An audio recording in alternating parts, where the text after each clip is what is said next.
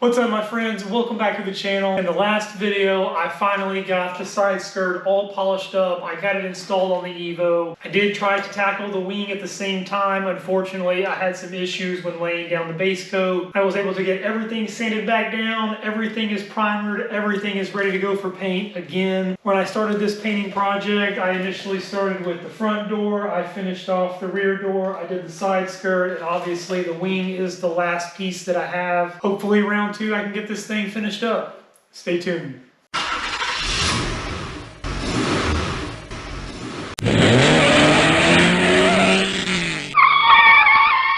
If you did miss the last video, definitely go check it out. I got this side skirt all sanded down. There were a few dirt and dust nibs in there. I got everything compounded, polished out, ceramic coated. It looks absolutely beautiful. I was very, very excited to get this done. It was the last piece on this side that needed to be painted and reinstalled. But for the wing over here, I did have a few issues. There was a reaction. It started rippling up. The paint store that I usually go to was closed. It was closed the next day, which was Sunday. It was not going to reopen until Monday, and so I wanted to get some paint. O'Reilly's sells the Nason XL line, and so I ran up there. They were open on Sunday. They mixed me up some. Usual base coat that I use mixes 1-to-1. I just assumed that the Nason XL was the same. Once I looked it up, it was not. It was actually supposed to be mixed 2-to-1, so I added a lot of extra reducer in there that I wasn't supposed to. Those same spots that rippled up before, they rippled up again. After it rippled up a second time, I sanded everything down. I laid down some more 2K primer, sanded that down, blocked it out, and then I laid down just a little bit of sealer around the edges. Same thing down here on the corner, just a little bit of sealer on the edges. This is what actually happened the last time, is when I was trying to feather everything in, I ended up burning through some pieces on the edges. That's where the rippling started happening. Did some research on this, realized you could mix this primer up really, really thin. If you add quite a bit of reducer, sprays on there very, very smooth. Still, right before I paint, I am going to sand around these edges. I'm just going to hit it with a little bit of 600 just to add some scratches in there. I don't want it completely smooth. I want something for that base coat to be able to lay into. Once I'm done with that, I will flip this thing over. I'm going to get some stuff retaped off. I want to retape some of these edges over here, especially this one where that seal, that little black seal is in there behind it. And once the wing is all taped off and ready to go, I can get the garage taped off and this thing will be ready for paint.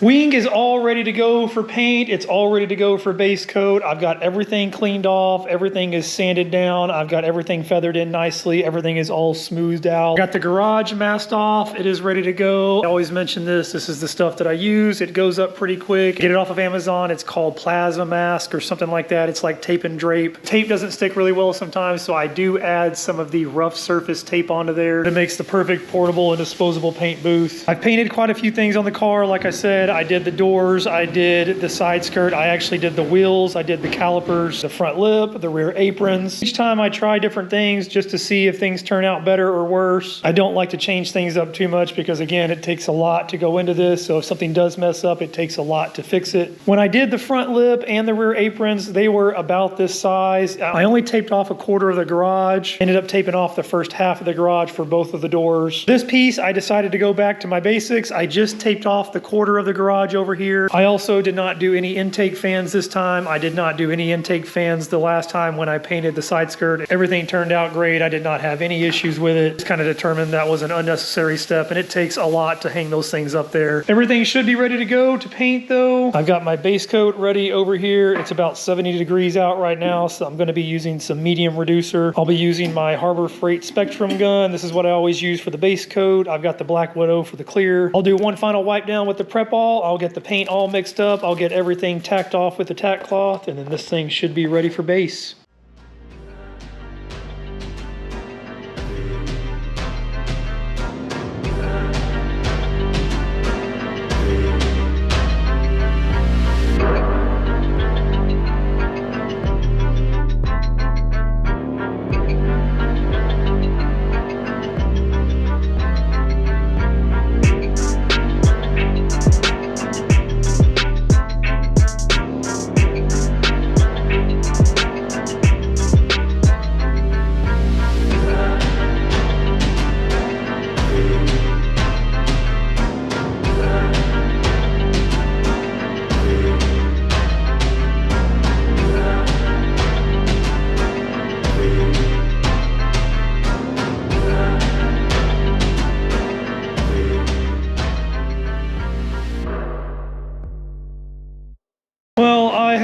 Found my new nemesis as far as painting goes. Originally it was the front lip. I painted it 3 different times before I finally got it right. Sides down here actually came out great. Everything looks nice and smooth. Over here on this side came out pretty good also. But the main problem that I ran into is right here on the center portion where the edge of the primer was, it started wrinkling again. Here, let me get this light. You can't really see it without it. Makes it a little bit easier to distinguish that, but you can see the wrinkling that's in there.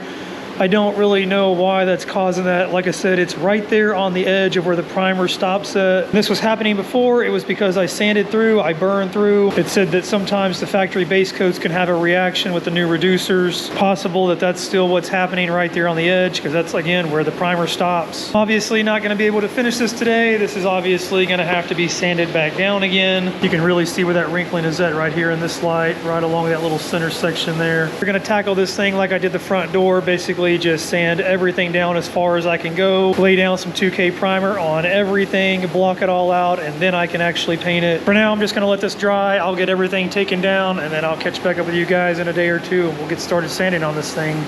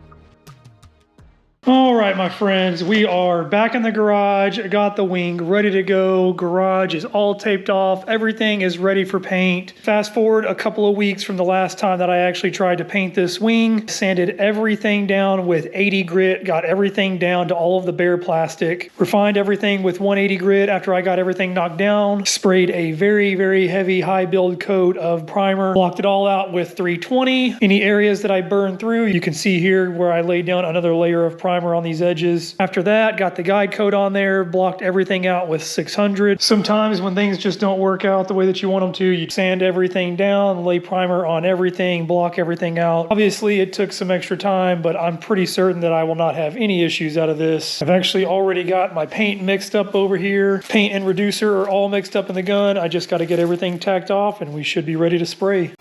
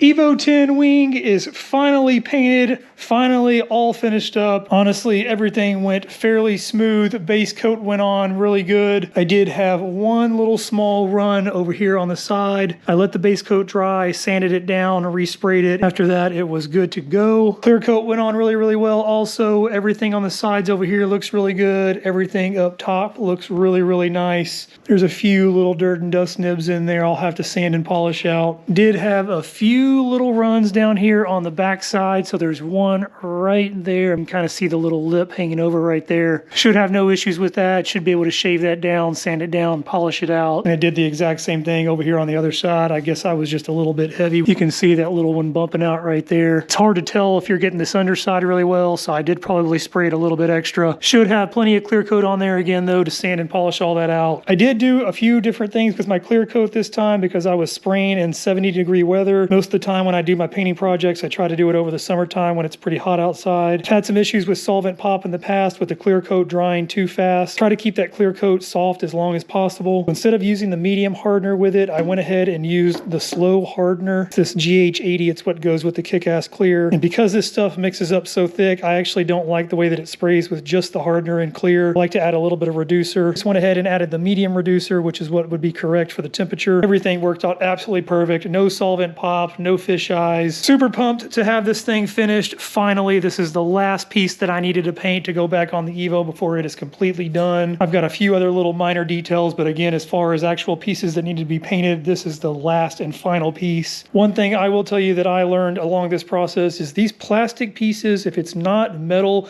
it tends to have a lot of reactions with base coats. If you don't get those areas completely covered with some sort of good primer, some sort of good surface for that base coat to bind to, it's going to have some sort of bad reaction. My suggestion on these plastic pieces like this wing right here, these rear aprons, sometimes you just got to sand everything down, lay that 2K primer so that base coat has something good to stick to, and it turns out really, really nice. Because there are those little dirt and dust nibs in there, I want to sand and polish all of those out, and I want to get all of those runs sanded down and polished out before it goes back on the car. I'll save that for the next video. I really hope you guys enjoyed the video. Hit that like button if you did. If you want to see more going on with the wing, see it get finished, see everything get polished out, go back on the car, hit that subscribe button, and I will catch you guys next time.